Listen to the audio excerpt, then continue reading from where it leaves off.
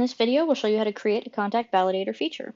To create a contact validator feature, first thing we're going to do is find it. So we'll take validator, see it pulls the feature right up. Go ahead and click on add feature. Once it pulls up the feature, it'll prompt you to connect your marketing automation system, your Twilio account, and your Mailgun account if you haven't already. I already have, so you see they're already connected here. And we have two different types of validation that we can perform. We can perform email validation or phone validation or both.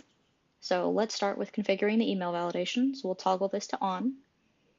Email validation likely incurs a fee. Mailgun is the third-party system that we integrate with to do the email validation. So you'll be able to, if you just click here, it'll show you what the pricing is for the Mailgun verification.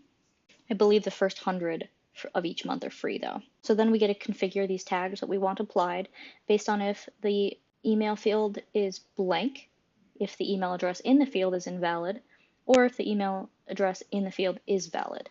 All right, so we'll go ahead and do blank here, invalid, and valid. And that's it for the email validation.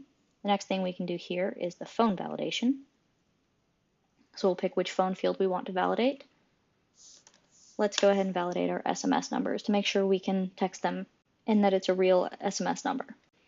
We can attempt the validation with default country codes. Now, and this is because phone validation requires us to have the country code in the phone number when it gets validated. So here we can pick the most common countries that we should have phone numbers from. So this would be the US and Canada. Maybe we might have phone numbers from Mexico.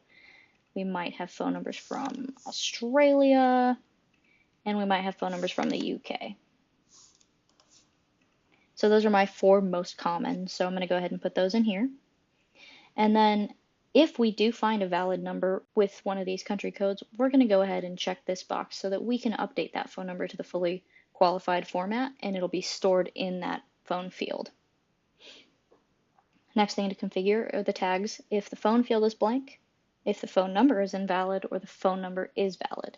All right, so we'll pick phone blank, we'll pick phone invalid, and then phone valid. Now this is only going to mark if it's a valid phone number or not whether it's an SMS number, which is what I want to know. So I want to know if it's a mobile number. So I will use the ones down here. Now keep in mind these will incur a fee. Twilio does charge us per lookup, and so if you check the link here for details on the price for the lookups. You can see that. If you don't want to configure these, you absolutely don't have to, and you don't have to incur any fee. So I'm going to go ahead and tag the number if it's a mobile number. I'm going to tag it with valid mobile number. And then I don't actually care if it's a VoIP number or landline, so I'm not going to tag them. But if you'd like to tag them, then go ahead and do so.